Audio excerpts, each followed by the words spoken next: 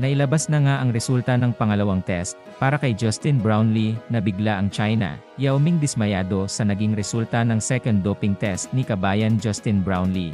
Pero bago natin umpisahan, ay suportahan mo naman ang aking channel.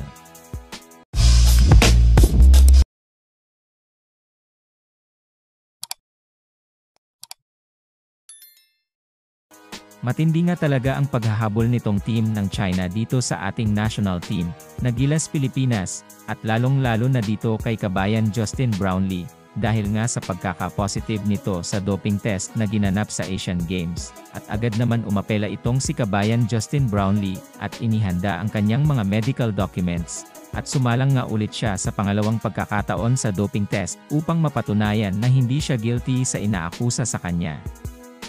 Marami nga malalaking tao ang tumutulong dito kay Justin Brownlee, at isa nga dyan si Al Francis Chua, at ang Samahang Basketball ng Pilipinas, maging ang ilang coaches, at basketball expert dito sa Pinas, ay nagbigay ng suporta dito kay Brownlee.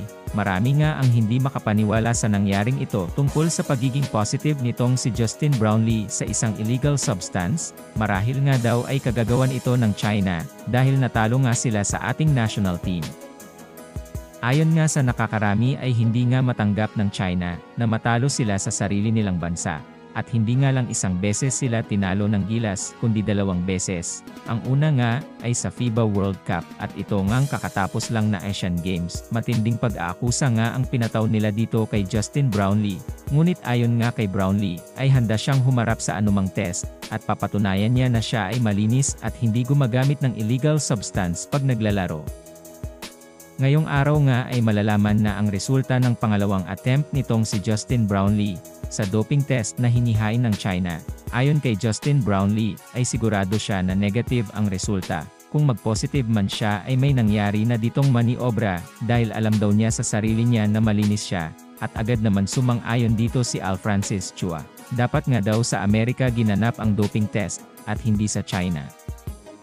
Sa tingin niyo mga kaibigan, malinis kaya ni kabayan Justin Brownlee ang kanyang pangalan, at mag-negative siya sa drug test ng China, o magik ito ng China, upang maparusahan itong si Justin Brownlee? Paki-comment naman ng inyong opinyon. Sana nga ay magtagumpay itong si kabayan kay Soto na masungkit ang kanyang matagal na niyang pangarap na maging isang NBA player. Patuloy nga nating siyang suportahan sa kanyang mga paparating na laban.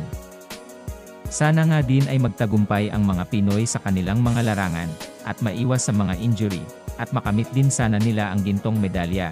Proud na proud kami sa inyo. Patuloy nga nating suportahan ang mga kababayan nating naglalaro ngayon sa iba't ibang dako ng bansa, at patuloy nga nating subaybayan ang kanilang mga laro. Maraming salamat sa panonood ng aking video. Kung nagustuhan mo ang aking video, ay huwag kakalimutang like and subscribe. At huwag mo na din kakalimutang pindutin ang notification button upang updated ka sa aking mga video.